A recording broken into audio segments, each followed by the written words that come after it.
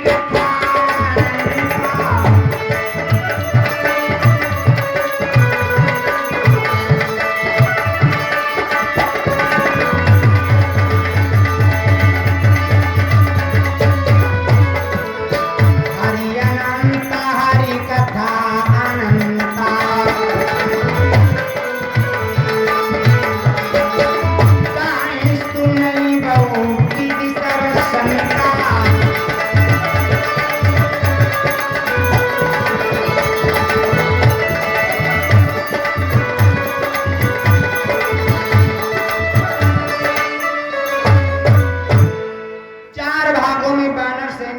सुग्रीव ने तैयार किया। हनुमान को राम बुला के कुटिया के अंदर ले गए और मुद्रिका दिया, वही जो गंगा के घाट पे केवट को उतराई देने के लिए जब सीता माँ ने दिया था तो केवट ने नहीं लिया था। क्यों? केवट ने भगवान से कहा था, प्रभु हम यहाँ के बल्ली लगा के सबकी नैया पार करते हैं, तो आप बल्ली लगा के वहां पे सबकी नैया पार करते हैं। हम केवट इस सुरसर केरे और प्रभु केवट भवसागर केरे, तो एक तरफ से हमारी आपकी बिरादरी एक ही है। नाई से न नाई ले तो धोबी से न धोबी ले, तो देख के मजूरियां ना तो जाति ना बिगाड़ी। तो केवट ने मजदूरी नहीं लिया था। कहा महाराज हम मजदूरी नहीं लेंगे। तो राम जी ने समझाया था, केवट तुम्हें मजदूरी नहीं दे रहे हैं, तुम्हारे घाट आए हैं इसलिए तुम्हें निशानी दे रहे हैं। केवट ने कहा फिर भी हम नहीं लेंगे। कहा क्यों? कहा बहुत होशियार हो, 3 घंटे भिड़े पड़े हम तब तो पांव धुलवाए। आवाज आप वनवास जा रहे हैं और वनवास पूर्ण करके पता है कौने घाट किस मल्लाह के नाम से उतर के अयोध्या चले जाओ तो क्या आपका बिगाड़ दूंगा। इसलिए पुराण उधार करते दिन बाद पूरा हुआ, इसलिए उधार कर रहा हूं। वचन दो, वनवास जा रहे हैं मेरे घाट से, वापसी में मेरे घाट आओ, मेरी नाव पे बैठ करके पार उतरो और मैं वापस आपके साथ अयोध्या चलूंगा, आपको अयोध्या का राजा बनाऊंगा और जब आपको सिंहासन पे बिठा दूंगा तब जो प्रसाद आप मुझे देंगे वो प्रसाद से उद्धार करूंगा। इसीलिए रामचरितमानस में बाबा तुलसीदास जी ने बताया है, फिरती पार मोहि जो देवा सो प्रसाद मई सिर धरि लेवा। आज नहीं वापसी में जो दोगे वो मैं प्रसाद से उद्धार कर लूंगा। केवट भैया बहुत होशियार था। जब सीता ने मुद्रिका दी थी केवट मंद मंद मुस्कुराने लगा था। केवट भैया बहुत बुद्धिमान होता। एक केवट का लड़का नदी में नाव चला रहा था। जब नाव चला रहा था तीन शहरी बाबू देहात घूमने आ गए। जब देहात घूमने आए तो नदी के किनारे पहुंच गए। जब नदी किनारे पहुंच गए तो मल्लाह के लड़के से कहा, हमें नाव पे बिठा लो, नदी की सैर कराओ। तो लड़का कहने लगा, बाबूजी सैर तो करवाएंगे लेकिन पहले मजदूरी तय कर लो। कहा नाराज करे, हम लोग शहर के रहने वाले मजदूरी डांटा। लड़का भैया गड़बड़ाई के कहा बैठो बाबू, बिठा लिया। नाव लेके चल पड़ा। जब नाव लेके चला, नाव कुछ दूर चली तो एक शहरी बाबू ने लड़के से पूछा, क्यों बे तू ताश खेलना जानता है? लड़का कहा, बाबूजी हम ताश खेलना नहीं जानी, छोट बहन पिताजी के लिए भोजन लेके आते थे, नाव चलाने लगे तो ये घाट पिताजी मुझे देके दूसरे घाट पे चले गए, मैं ताश खेलना नहीं जानता। तो शहरी बाबू ने कहा, तू ताश खेलना नहीं जानता तब तो तेरा आधा जीवन बेकार है। लड़के के दिल में बात लग गई। थोड़ी दूर नाव चली,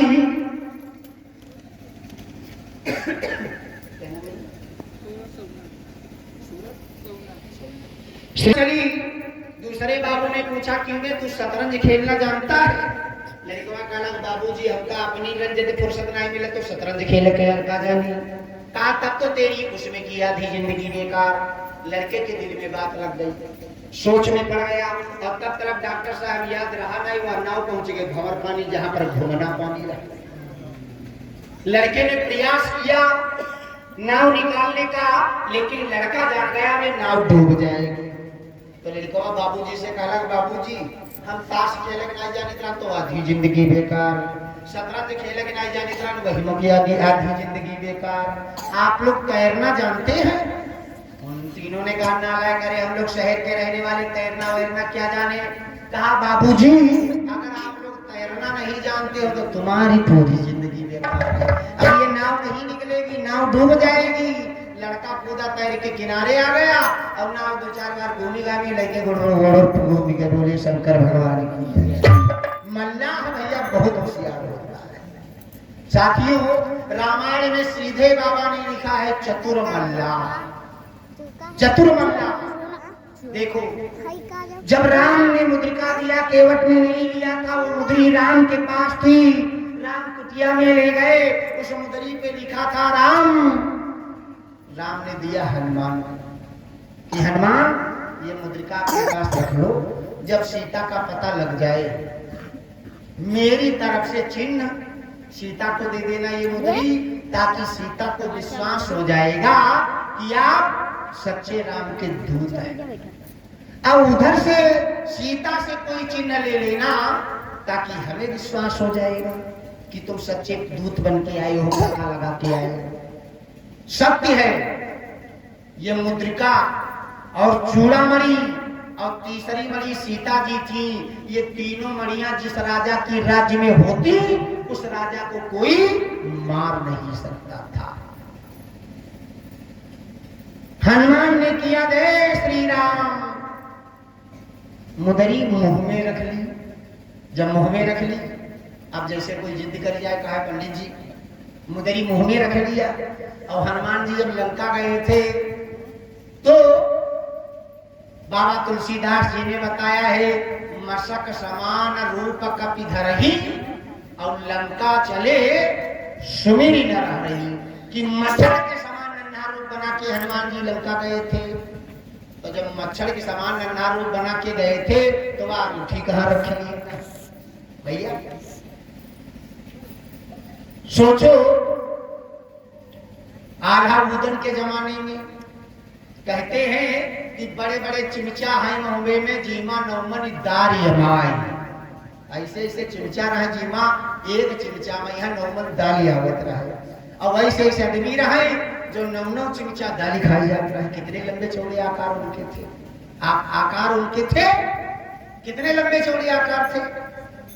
तो जब उस जमाने में इतने लंबे चौड़े आदमी थे तो मच्छर भैया का बिलैया से में कम हुई है, तब तो उनके असर पड़ता। साथियों हनुमान वानर सेना के में आके मिले, वादा हुआ चारों टोलियां समुद्र के किनारे एकत्रित हो, सीता का पता लगे तो और ना लगे तो सीता का पता लग जाएगा तो वहीं से चारों टोली वापस आ जाएगी, अगर नहीं लगेगा तो दूसरी बैठक समुद्र के किनारे की जाएगी। सारा वानर समाज साथियों ऊंचे पर्वत वृक्षों पे चढ़ चढ़ करके सर उठा उठा के देख रहा है, सीता की खोज में लगा है वानर समाज। जैसे उस समय वृक्षों पे चढ़ के गर्दन उठा उठा के वानरों ने खोज की थी, आज भी वानर अगर खड़ा होगा तो पहले गर्दन उठा करके जरूर देखेगा। ये राम का प्रताप है, इससे साबित होता है। देखो वो जीव जंतु बड़े भाग्यशाली थे जो भगवान की सेवा में आए। वो जीव जंतु बड़े भाग्यशाली थे जो भगवान की सेवा में आए। धिक्कार है हमको आपको कि आज राम दरबार में बैठे हैं, राम का दिया खा रहे, राम की दी हुई चीज से सो आराम कर रहे। अब है मोटरसाइकिल बिगड़ जाए, आदमी भगवान गरिया वही लागे, अब है नहीं लाए रहे भगवान नहीं पता नहीं काहे बुला के हमारे मोटरसाइकिल नहीं की चल, गलती अपनी। अब राम नाम बोलने के लिए कह दो तो वोट पड़ते हो, वोट नहीं हटा दो पंडितवा कहाँ चाहे जाता हो, राम नाम नहीं बोल भैया, काम बिगड़ जाए, भगवान का दोष। तो सारा वानर समाज बारी बारी से साथियों जब समुद्र के किनारे एकत्रित हुआ उदासी छाई है, राम के वियोग में तड़प रहे हैं राम।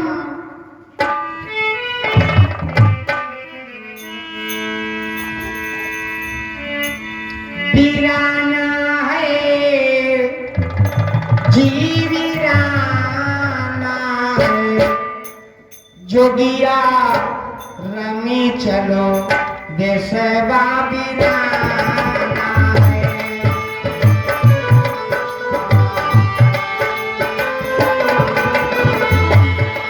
जोगिया रमी चलो, जोगिया रमी चलो देशवा वीराना है।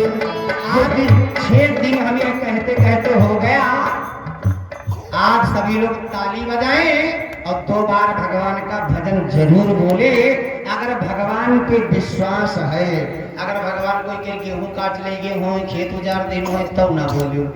देखो राम का नाम हरिणा कश्यप की राजधानी में नहीं लिया जाता था, और राम के खानदानी सभी राम राम बोलते थे। तो सभी को भगवान का नाम बोलना है। जोगिया रामी चलो देशवा वीराना है। जोगिया रामी चलो देशवा वीराना है। जोगिया रामी चलो देशवा वीराना। आवाज नहीं निकल रही भैया, धिक्कार है। राम नाम में इतनी बड़ी शर्म ताली बजाने में, और अब घंटे के बजाय डंडा खड़ा हो हाथ हाथ उठाओ, के बजाय दीदी उठा देते। राम नाम में इतनी बड़ी शर्म, धिक्कार है हमको आपको। इसीलिए अपना सनातन धर्म गिरता जा रहा है। इसीलिए कहते हैं भैया, मन की तरंग मार लो बस हो गया भजन, आदत बुरी संभार लो बस हो गया भजन। सत्संग आश्रम में जाएं तो उसमें लीन हो जाएं, खेत में काम करने जाएं उसमें लीन हो जाएं। जो काम आप करें अगर उसमें लीन नहीं होंगे तो काम नहीं होगा, काम भी नहीं होगा, समय भी ज्यादा खराब होगा। इसलिए राम नाम बोलो, बोलने में शर्म आती, पड़ोसी का मुंह देखते हैं ना। वही लज्जावती लड़ती है खोल चोटी, भानपुरमा लड़ती हो, भवानीपुरमा सुन लो। एक बार कथा हमारी बधी गई, जो पड़ती है रधवापुर जंगल किनारे पड़ती है। पहले जमाने की बात, भवानीपुर उतरे नाई बस से 4 महीना डल्लफ बाबा बैठे चल दी है, आगे बढ़े तो पड़ेगा तलवा। तो वही बात 3-4 बेटेवा मछली मार रही। तो हमने डल्लफ वाले ड्राइवर से पूछा कि भैया ये भी टेवा कहाँ के रही है? कहा महाराज गाँव के लिए पड़ोसे के लिए है जो मछली मरते। तो हम कह रही इनके नाम कहाँ है? कह रही है जो बाल्टी देने पानी फेंक दे का नाम रमा, जो मछली पकड़ रही है का नाम मालती, और जो खाली ठाड़ी है यही का नाम है बसंती। हमने दिमाग लगाया, सतयुग त्रेता द्वापर में देवताओं की देवियों के नाम थे रमा मालती बसंती, और कलयुग रमा मालती बसंती कसे लंगोटा उलचे खंती। अरे नाम के साथ में गुड़ के भी प्रमाण होना चाहिए। राम नाम बोलो, वीराना है ये वीराना है, ना है जी वीराना है। जो वीरा राम चलो देशवा वीराना है।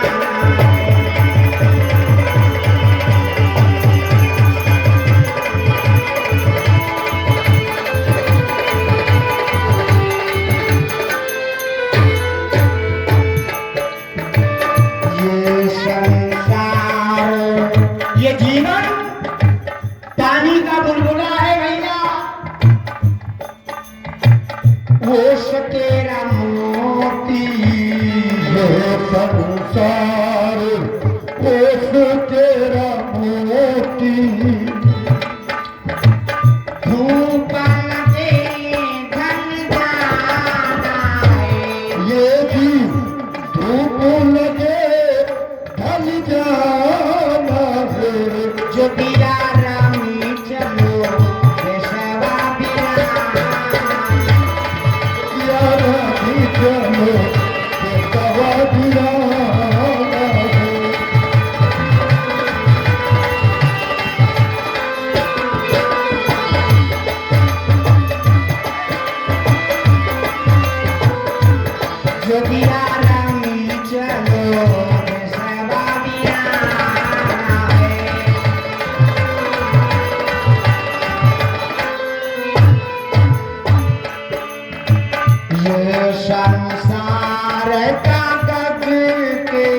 चूड़िया ये संसार कागज केरी पूरिया बूंदा पड़े कल जाना है ये जी बूंद पड़े कल जाना है जोगिया रामी चलो देशवा बिराना है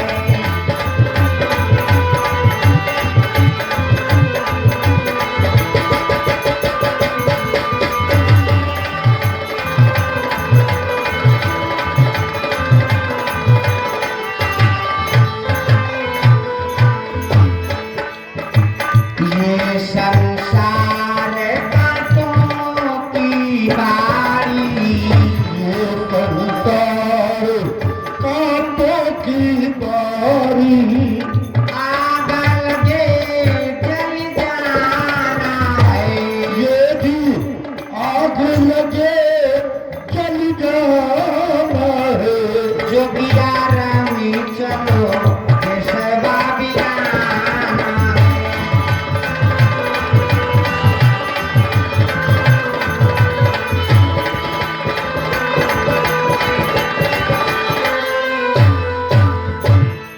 सारा बानर समाज उदासी में छाया है आत्महत्या कर लिया जाए क्या अब इधर समुंदर भरा है चारों दिशाओं में खोज की गई कहीं पे सीता माता का पता ना लगा बानर समाज सीता के बारे में चर्चा कर रहे थे कुछ दूरी पे गिरिधराज जटायु के भाई संपाति ने जब देखा बानरों को एकजुट कहा वाह भगवान के बहुत लंबे हाथ हैं काफी समय से मैं भूखा प्यासा बैठा था आज परमात्मा ने सब जोड़ के एक साथ भिजवाया है इतने बानरों को जब मैं खाऊंगा तो मेरी आत्मा तृप्त हो जाएगी संपाति लुढ़कते पुढ़कते बानर सेना की तरफ जब चलने लगे पत्तों के खड़बड़ाने की आवाज हुई जब बानरों ने देखा संपाति को सोचने लगे अब तो मौत आ गई है मौत पर्वत पे जाएंगे राजा मार देंगे इधर समुद्र है डूब जाएंगे सामने संपाति है खा जाएगा खलबली मच गई संपाति बहुत खुश हुआ क्या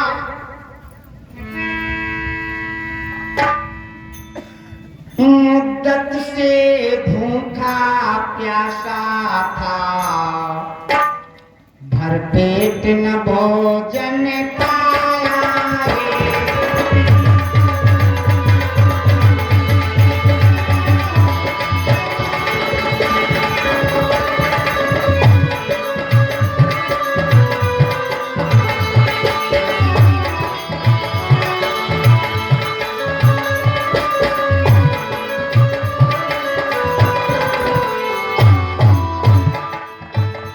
मुद्दत से भूखा प्यासा था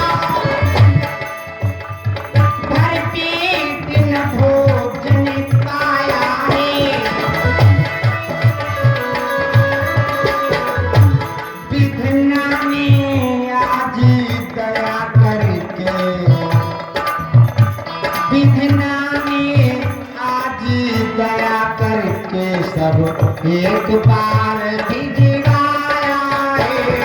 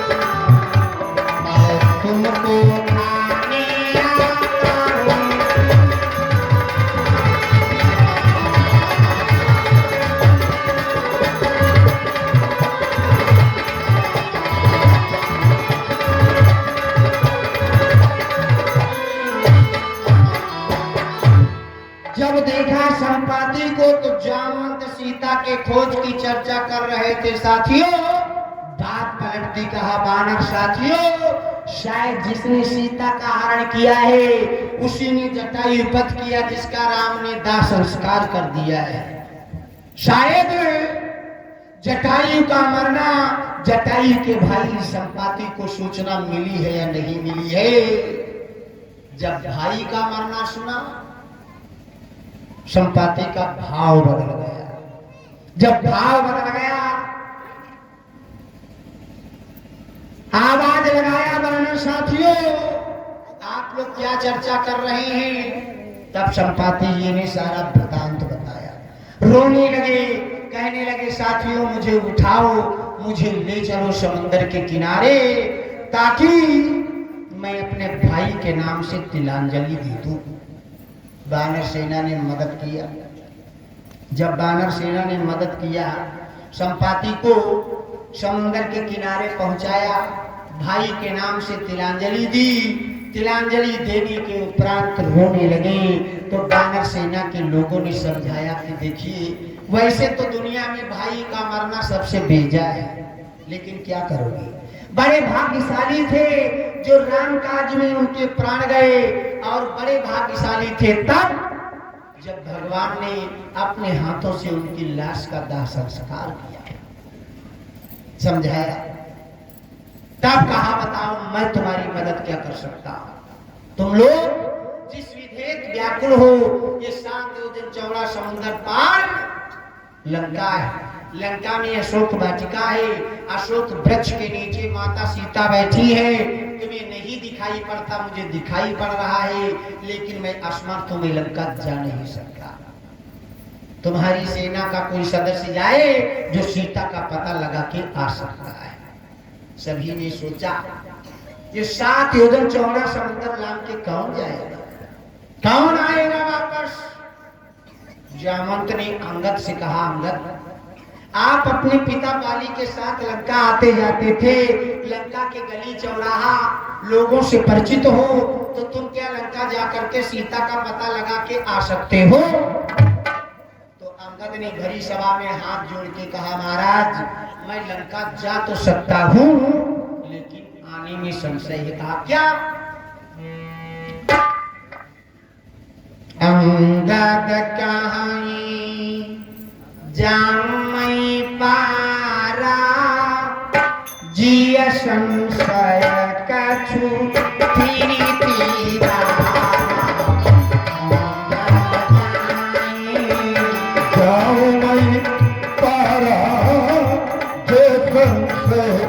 कछु फिरती बारा।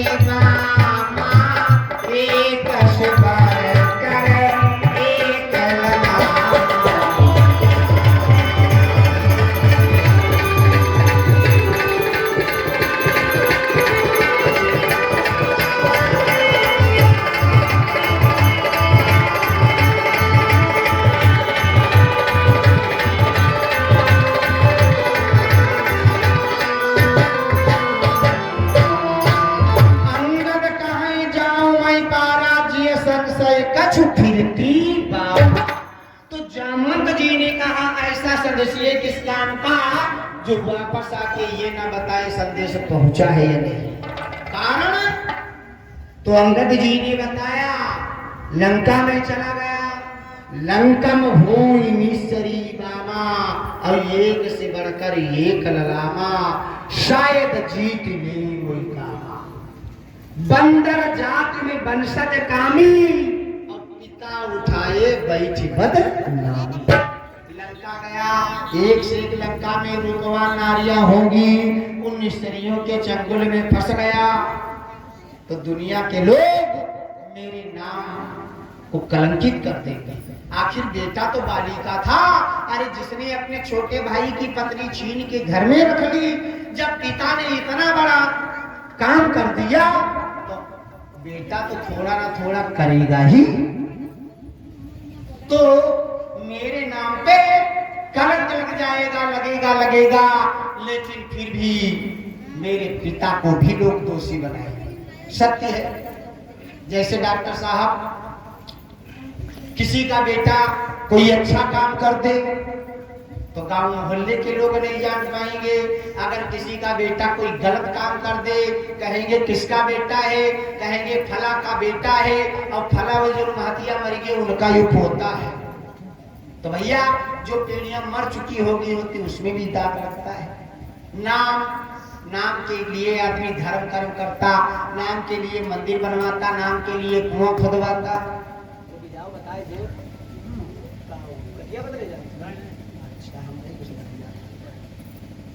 बोले शंकर भगवान की।